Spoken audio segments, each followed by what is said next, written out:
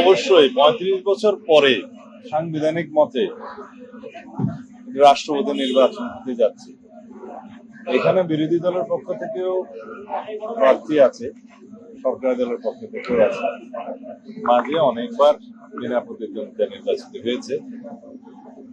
গণতান্ত্রিক ধারায় প্রতিদ্বন্দ্বিতার মাধ্যমে নির্বাচন হওয়াটা উচিত এবং এই মুহূর্তটি সারা দেশের মানুষ প্রত্যক্ষ করবে, সরাসরি সম্প্রচার করা হবে।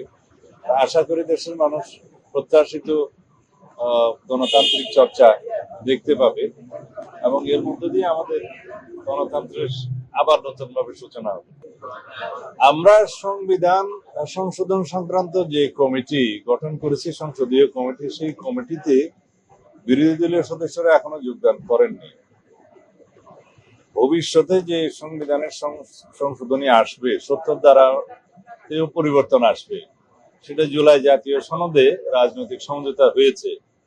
এখানে 4টি বিষয় উল্লেখিত আছে, তার মধ্যে 2টি বিষয়ে সব দল মোটামুটি একমত।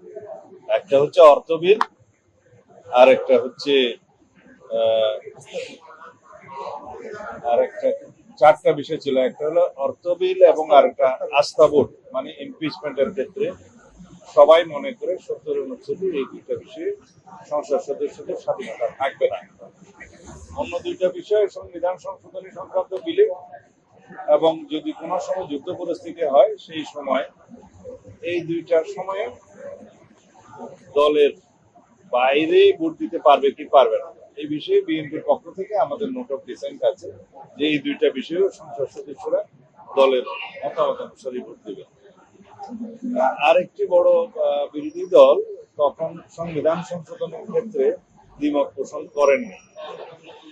যুদ্ধ পরিস্থিতির ক্ষেত্রে এটা স্বাভাবিকভাবে দেশের স্বার্থে, সেটা জাতীয় স্বার্থেই এটা বিবেচনা করে আমরা মনে করেছি যে এই বিষয়ে দলের সদস্যরা দলের বাইরে ভোট দেওয়া ঠিক নয়।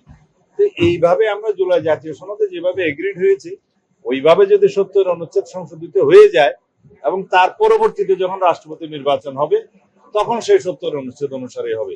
কিন্তু এখন তো সংবিধান সংশোধন হয়নি, সুতরাং আমাদের এক্সিস্টিং বিধান মতে, বিদ্যমান সংবিধানে যা আছে সেই মতেই এই ভোটটা হবে এবং এইখানে সংসদ সদস্যরা যে যে দলের পক্ষ থেকে নির্বাচন হয়েছে মার্কা নিয়ে, তারা সেই দলের অনুসারে, সিদ্ধান্ত অনুসারে